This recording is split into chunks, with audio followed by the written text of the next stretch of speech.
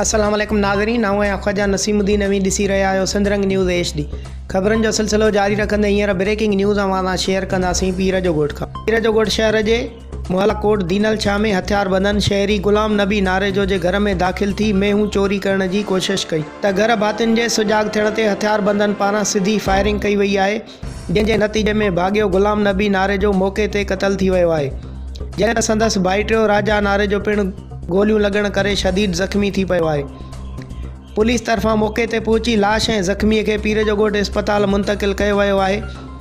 उन सिलसिले में पीर ॻोठ पुलिस जो चवणु आहे त हथियारबंदन मज़ामत ते भाॻे गुलाम नबी नारेजो खे क़तल कयो आहे ऐं हिक खे ज़ख़्मी कयो आहे। लाश ऐं ज़ख़्मी अस्पताल मुंतक़िल कया विया आहिनि, जॾहिं त पुलिस हथियारबंदन पोयां वियल आहे। अहिड़े वाक़े सबबि शहर में ख़ौफ़ो हिरास पखिड़िजी वियो आहे। वधीक ख़बरुनि अपडेट लाइ ॾिसंदा रहो सिंधरंग न्यूज़ HD।